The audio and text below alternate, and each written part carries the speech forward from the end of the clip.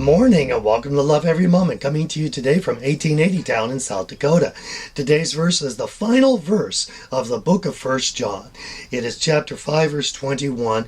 Little children, guard yourselves from idols.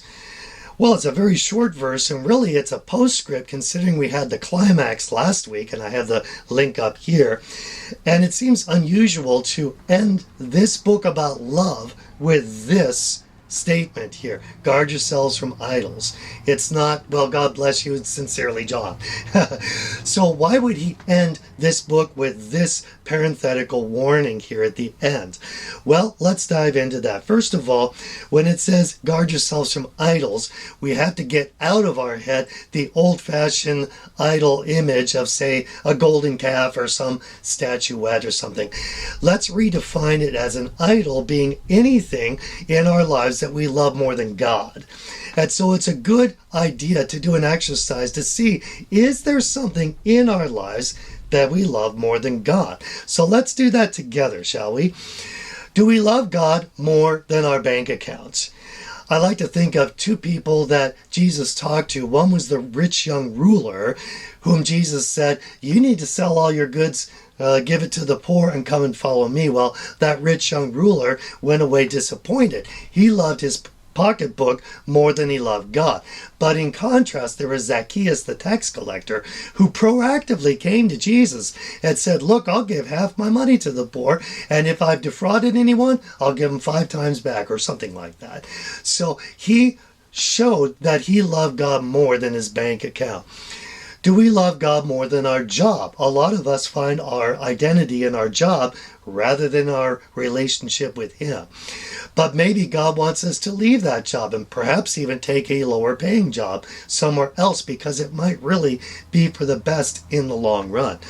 Do we love God more than our marital status? If we're single, are we depressed that we're not married? If we're in a bad marriage, are we depressed because we're not single?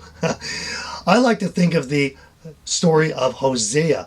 God directed Hosea to marry a known prostitute who, unsurprisingly, went out and played around, and God instructed Hosea to not only accept her back, but to show love and woo her back. Now, that's an amazing amount of love. Obviously, Hosea needed to love God more than his marital status. Do we love God more than our sexuality?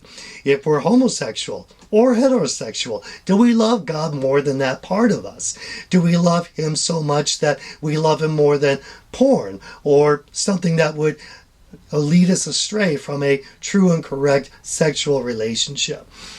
Do we love God more than our nationality? A lot of us are proud to be an American, but maybe God wants us to give up our citizenship and move to Guatemala and minister to the people of Guatemala for the rest of our lives. Would we be willing to do that? Do we love Him more than our nationality?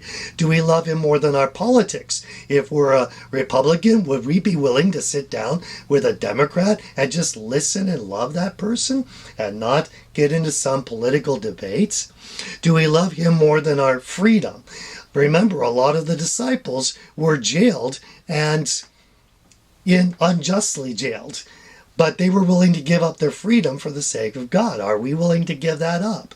Do we love God more than our rights? Many Americans stand up for our rights. But remember, in the Bible, we're supposed to love other people so much that we would give our shirt to someone who's suing us for our coat.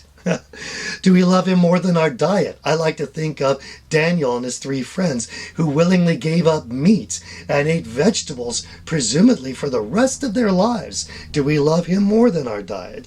Do we love Him more than our social media, more than our privacy, more than our dreams, more than our hobbies, more than our free time? These are the things God will find what we might love more than Him, and He'll go after that. So it's best for us to keep a loose grip on those things. That's why John says, guard yourselves from idols. So let's choose to love Him every moment, because then we're going to love every moment. I'm your average wretch, and I hope you have a great week.